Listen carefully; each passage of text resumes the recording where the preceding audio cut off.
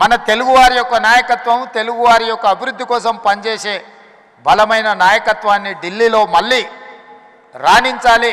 అలా రాణించే నాయకులు ఎవరున్నా ప్రోత్సహించాలన్న ఆలోచన ఈ వేదిక మీద నుంచి మనందరం కూడా నిర్ణయం తీసుకోవాల్సిన అవసరం ఉన్నది.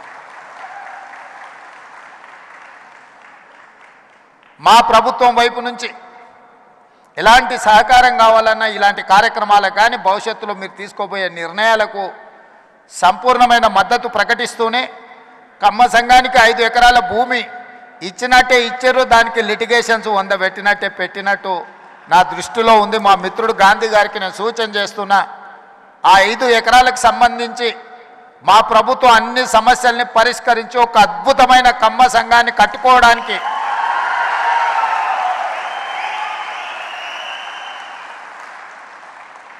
వేదిక మీద సివి రావు గారు ఉన్నారు. అమీర్పేట చౌరస్తాలో ఎప్పుడు చూసినా కమ్మ సంఘం సివి రావు గారు కనిపిస్తూనే ఉంటారు. అందుకే నేను మా మిత్రులందరికీ ప్రభుత్వం ఇచ్చిన 5 ఎకరాలకు సంబంధించిన సమస్యను పరిష్కరించి ఒక అద్భుతమైన కమ్మ సంఘాన్ని కట్టి తద్వారా లక్షలాది మంది పేదలు, నిరుపేదలు ఎవరైతే కమ్మ సోదరులు ఉన్నారో గ్రామీణ ప్రాంతాలలో విద్యకు దూరంగా, ఆర్థిక అభివృద్ధికి దూరంగా ఉన్నారో వాళ్ళందరినీ ఆదుకోవడానికి, అదేవిధంగా ఈ సమాజంలో అట్టడుగు వర్గాలైన దళితులు, గిరిజనులు, మైనారిటీలను ఆదుకోవడానికి మీరందరూ ముందుకు రావాలి.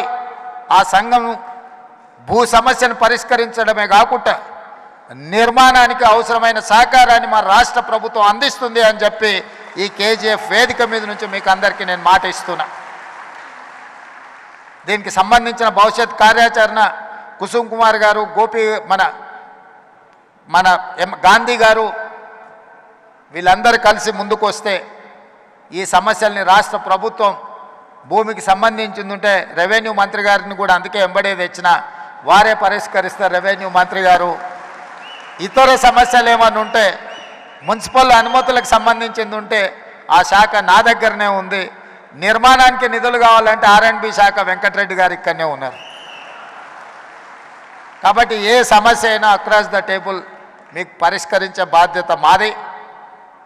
ఈ కార్యక్రమం బాగా జరగాలి, భవిష్యత్తులో ఇంకా పెద్దగా ఎదగాలి, 10 మందికి ఉపయోగపడాలి.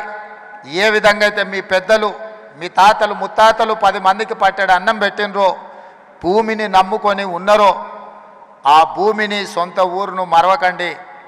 10 మందికి సాయం చేసే ఆలోచన, 10 మందికి ఉపయోగపడాలన్న మీ డిఎన్ఏలో ఉన్న సహజ లక్షణాన్ని కోల్పోవద్దని చెప్పి మా మిత్రులందరికీ సూచన చేస్తున్నా. మీరు ఎంతెంత ఎదిగినా 10 మందికి సహాయం పడ్డప్పుడే మీరు ఈ సామాజిక వర్గానికి న్యాయం చేసిన వాళ్ళు అవుతారు.